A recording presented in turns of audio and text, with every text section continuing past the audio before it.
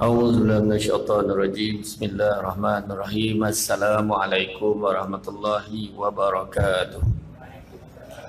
Alhamdulillahillazi arsala rasulahu bil huda wa dinil haqqi liyuzhirahu ala dini kullihi walau karihal kafirun wa karihal musyrikun walau karihal muslimun. Subhanaka la ilma lana illa ma 'allamtana innaka antal alimul hakim. Rabbi syrah li sadri wa yassir li amri wa hlul 'uqdatam min lisani yafqahu qawli. Terima kasih ucapkan Tuan Pengerusi Acara, bahagia Tuan Pengerusi Masjid, Tuan Imam, Barisan Jawatankuasa Masjid Al-Amaniyah. Seterusnya pemimpin-pemimpin di semua peringkat yang berkesempatan hadir pada malam ini, tuan-tuan dan puan-puan yang dirahmati Allah sekalian.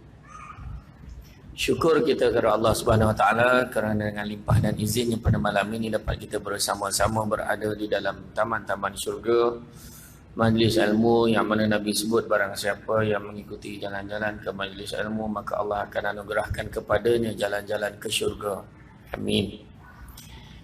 Yang keduanya, barang siapa yang duduk dalam majlis ilmu, malaikat akan mengembangkan sayapnya sebagai tanda relanya atas usaha orang nak datang majlis ilmu. Maknanya nak beritahu bukan senang nak datang.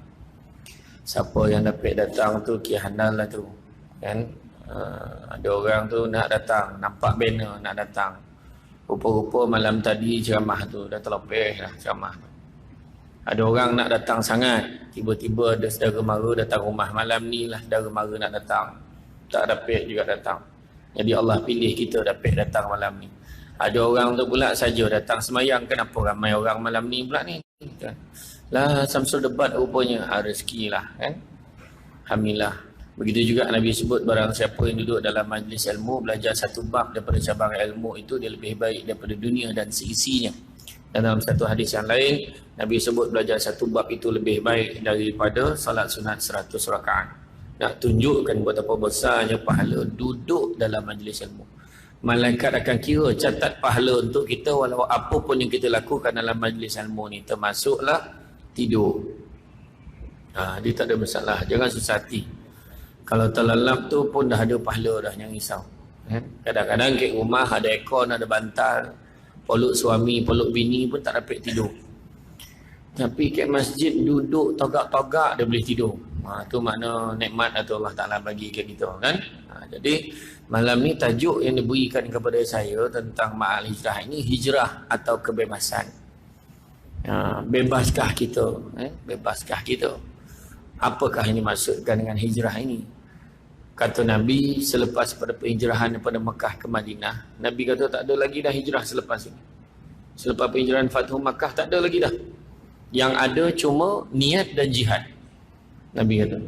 Rupa-rupa berniat pun payah.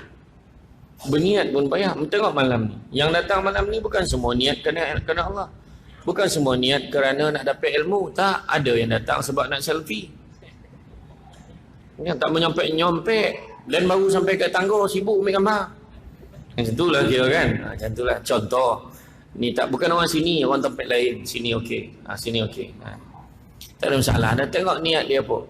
Kan? Tengok niat dia apa. Kadang-kadang ada orang datang, kau tiba-tiba sembahyang jemaah malam ni kat masjid sebab apa? YB datang. Contoh.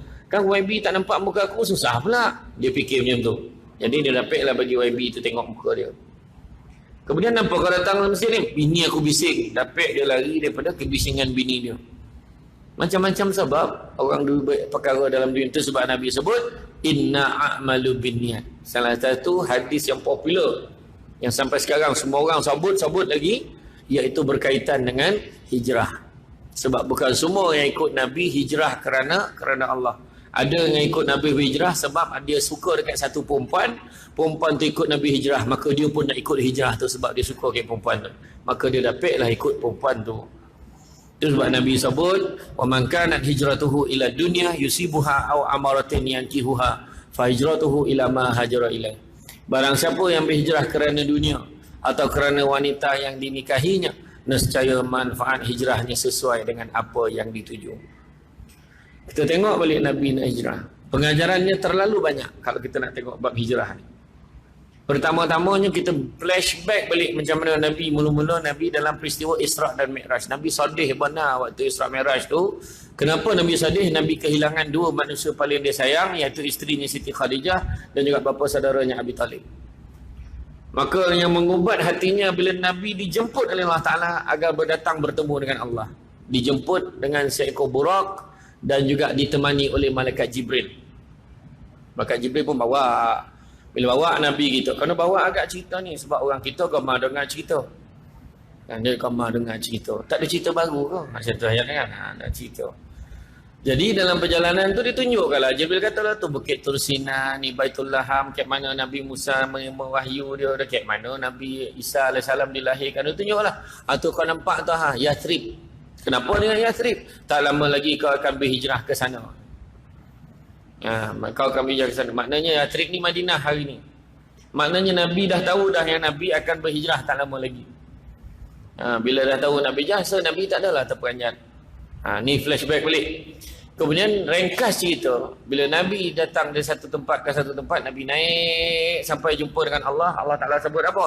Allah Ta'ala sebut antara bila dah minta, bila mana Allah Ta'ala suruh kau dongakkan kepalamu dan bermohonlah. Allah Ta'ala suruh. Bila suruh minta, ringkas cerita, Nabi tak minta apa-apa, seolah-olah menyerahkan pada Allah Ta'ala. Apa kau nak bagi, bagilah ya Allah. Allah Ta'ala sebut, wahai Muhammad, aku angkat kau sebagai kekasihku. Itu yang pertama. Declare yang Nabi Muhammad kekasih Allah. Yang kedua, aku jadikan kau sebagai penyampai berita gembira dan juga amaran buat umatmu. Cukup dua, tak ada banyak lagi. Yang tu kena panggil pula Isra Mi'raj nanti. Booking awal-awal. Saja sanap jangan cerita ni, tapi setakat tu lah saya boleh tahu. Sebab tajuk malam ni Malaysia Nabi sikit dia. Sebab apa Nabi penyampai berita gembira dan perintahkan oleh Allah untuk berhijrah. Maka Nabi tidak, pun tidak. Maksudnya Nabi tidak bertangguh sebab Allah Ta'ala dah suruh. Perintah Allah jangan tangguh. Tu dah. Kan? Bila suruh berhijrah, tak ada Nabi kata, nanti lu seminggu ke, 2 minggu ke, bagi tempoh sikit. Ni tentera kafir Quraisy dah keliling rumah dah. Semua nak bunuh aku ni. Bagilah masuk sikit. Tak ada. Dah Allah suruh kena buat. Jadi pengajaran yang pertama, perintah Allah jangan tangguh. Bila dapat surat pergi haji, panggilan yang terakhir, senarai simpanan, Ji, nama haji dah naik, besok haji kena siap, esok haji kena bagi. Besok gila lah kau ni. Kita cakap dengan pegawai tabung haji tu. Sebenarnya bukan pegawai tabung haji tu punya kerja. Kerja dengan izin Allah, nama kita naik senarai simpanan. Jadi tetamu Allah. Jangan salah tanggap. Bila kita silap membuat penilaian, maka padahlah jawabnya. Sebab ada hamba Allah yang bercakap seperti itu. Dah hujung-hujung mu nak panggil, lagi baik tak payah pergi. Dia kata macam tu. Ada satu hamba Allah tersebut macam tu. Sampai dia, tapi dia pergi jugalah. Bini dia marah, abang ni apa cakap macam tu. Sampai di Makkah, jajak kaki tumbang, koma tak sadar. Kemudian bawa balik. Buat jugalah. Tolak pakai wheelchair tu, bawa mana yang boleh bawa tu. Syarat aja. Lepas itu naik kapal terbang sampai dekat sama nak bawa pergi hospital, kata tak payah bawa balik rumah, isteri dia kata.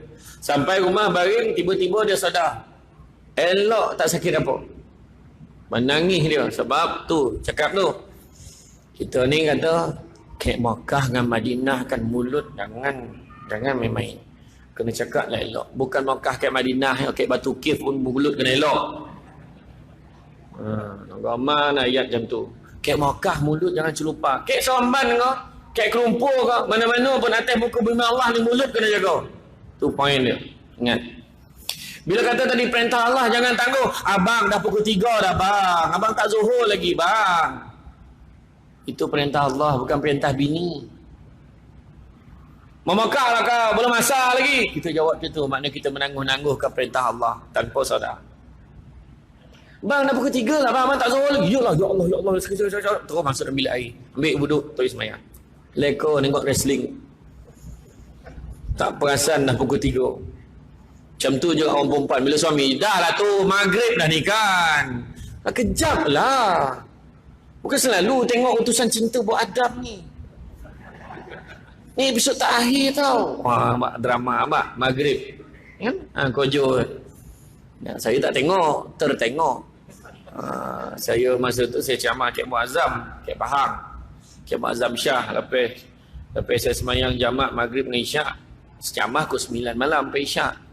Jadi malam tu jawatan kuasa masjid dengan jawatan kuasa universiti Unit 10 Muazzam dia nak makan malam dengan saya. Saya buka lah TV tu sementara tunggu dia sampai. Terkeluar cerita tu. Utusan cinta beradab. Kesian motor bini kena rasuk. Ya Allah, sadis je tengok. Iyo, dah terbuka kan tengok.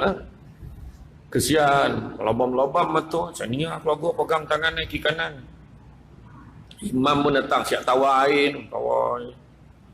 Menjorit bini Lepas menjorit tu bersambung tu. Aku malis tengok tu. Baru nak tengok dah bersambung. Malis tak terayuk tengok. Macam tu lah. Jadi bila suami suruh tu bukan perintah suami lah. Perintah Allah. Ingat. Kemudian bila Nabi nak keluar, Nabi tinggal kat tingkap dia nampak kat luar. Rupanya tentera kafir Quraisy dah standby nak bunuh Nabi. Pengajaran yang kedua. Nak berhijrah bukan senang. Ada dugaan, ada cabaran. Kita nak berubah, payah. Datuk Dr. Fadilah Kamsah kata manusia bukannya tak nak berubah. Tetapi dia tak berubah sebab dia tak nampak sebab kenapa dia perlu berubah. Kan ada kawan-kawan kita, kau berubahlah. Apa sal? Aku okey je. Dia sound kawan tu balik. Kita tu yang dia malis cakap dengan kau ni. Kita cakap dah kita lah kena marah pula. Dia rasa dia betul semua. Ada tak kawan macam tu? Ada. Dia jenis pandi kan.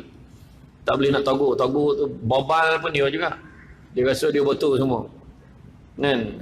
Ya, ada orang-orang macam tu. Tak boleh ditogur, tak boleh diajar. Dia rasa dia pandai semua. Ada.